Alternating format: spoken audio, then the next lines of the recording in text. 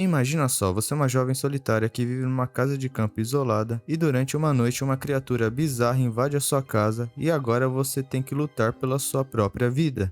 E aí, pipocas, tudo bem com vocês? Eu sou o Guilherme Nogueira e se você curte ficção científica, alienígenas e uma dose de terror, já pode colocar a pipoca no micro-ondas, porque o assunto do vídeo de hoje é o filme Ninguém Vai Te Salvar, que chegou na plataforma da Star Plus lá no final de 2023. E eu vou trazer primeiro uma resenha sem spoilers para você que ainda não assistiu, depois disso, uma análise bem detalhada com coisas que você talvez nem tenha percebido se você já assistiu. E tudo isso eu fiz de coração pensando em você.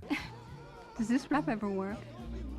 Alas, in the old days, now I rarely get a chance to try it. Escrito e dirigido por Brian Dunfield, o mesmo responsável pelos filmes Amor e Monstros e A Babá, da Netflix, o filme Ninguém Vai Te Salvar foi produzido pela plataforma de streaming Hulu, que é muito famosa nos Estados Unidos. E esse filme trouxe de volta aquele estilo clássico de invasão alienígena que eu sentia falta fazia um bom tempo, principalmente de alguns elementos, como aquele velho cenário de cidade do interior, discos voadores usando feixes de luz e pessoas normais enfrentando as situações mais absurdas que você pode imaginar. Tipo lutar contra um alienígena usando um pedaço de madeira dentro da sala de casa. Se é que você entendeu a referência.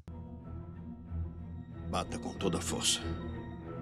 Agora, bora pra resenha sem spoilers. O filme Ninguém Vai Te Salvar conta a história de Brin, interpretada pela atriz Caitlin Dever, uma jovem solitária que vive numa linda casa de campo, isolada da cidade, que foi herança de sua falecida mãe. Mesmo não falando muito durante o filme, ela aparenta ser bem resolvida e feliz, mas logo descobrimos que isso tudo não é 100% verdade. Por algum motivo ela é odiada pelos habitantes da cidade e sofre com crises sérias de ansiedade, mas até aí parece um drama normal em que a protagonista esconde algum tipo de segredo sórdido e que a gente vai descobrir mais pra frente. E é nesse ponto que as coisas começam a ficar interessantes, porque durante uma noite, ao levantar da cama para investigar um barulho que ocorreu do lado de fora de sua casa, ela dá de cara com o estereótipo clássico de alienígena, cinza, zoiudo, cabeçudo, andando pela sala da casa dela. Uma cena linda de se ver às 3 da madrugada quando se vive sozinha numa casa isolada no meio do mato. Então, como qualquer pessoa normal, ela se esconde debaixo da cama e espera até a criatura ir embora. Mas depois de um tempo ao sair do esconderijo, ela descobre que o capiroto espacial simplesmente a estava procurando. E depois de escapar dessa situação de uma forma bem inusitada, ela busca ajuda na cidade, mas como já se era de esperar, as pessoas a ignoram. E para piorar, ela descobre que está acontecendo uma invasão alienígena em massa e as criaturas não trouxeram mensagens de paz. Agora bora para análise mais detalhada sobre o filme, mas dessa vez com spoilers. A primeira coisa que percebemos é que Brin fica presa num tipo de tormento psicológico devido a algo que fez durante a juventude, o que está relacionado com a falta de falas e a interação dela com outras pessoas durante o filme. Mas se você está preocupado com a falta de diálogos, cara, o filme cria uma atmosfera de suspense tão imersiva que você acaba esquecendo esse detalhe. Com isso em mente, podemos estabelecer uma relação do porquê a estética do filme passar um ar de ser algo anterior à década de 80, mesmo o filme se passando nos dias de hoje. Fica no subentendido que viver num passado distante é mais aceitável do que encarar a própria realidade no presente, se é que isso faz sentido. Mas o que torna esse filme ainda mais interessante é a escolha do ponto de mudança que acontece na história. E isso acontece quando criaturas futuristas a forçam a lutar pela própria vida. E esse antagonismo entre uma pessoa que está presa ao passado e criaturas que praticamente vivem no futuro é o que faz com que essa bolha na qual ela vive seja estourada e ela tenha que encarar a realidade, pois essas criaturas acabam sendo a personificação de seus medos e angústias, e a gente sabe que cada medo e cada angústia tem uma forma diferente. Uma das cenas mais marcantes desse filme é quando a protagonista resolve desistir da ilusão de um mundo ideal e ao sair de lá é obrigada a matar uma cópia de si mesma, criada pelos alienígenas. E esse simbolismo de matar aquilo que você mais odeia, e isso ser você mesmo, é muito impactante, pois é o ápice do desespero humano e a coisa mais antinatural que uma criatura viva pode fazer, que é tirar a própria vida. E isso mostra o quão profundamente triste e sem esperança Brin estava. Agora eu vou falar sobre o final do filme no meu ponto de vista. A protagonista luta tanto pela vida que levanta uma dúvida na mente dos invasores. E isso acaba fazendo com que os alienígenas busquem entender o porquê dessa menina resistir tanto.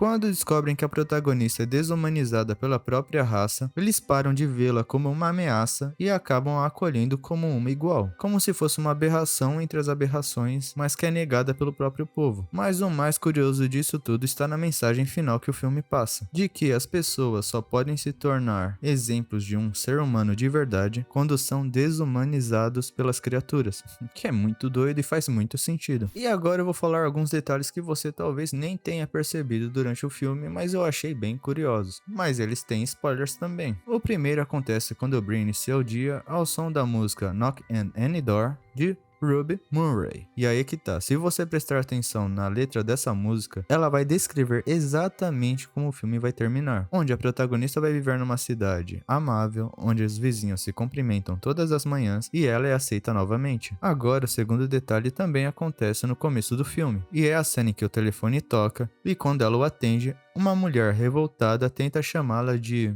mulher da vida. Pra eu não falar o palavrão, né, porque eu não sei se dá problema.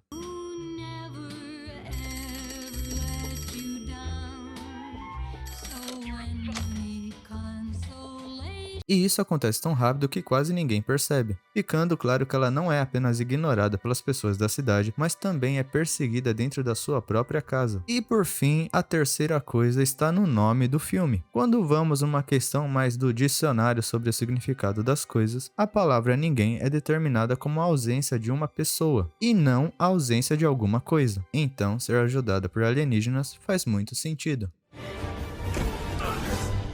Aí, ô babacas.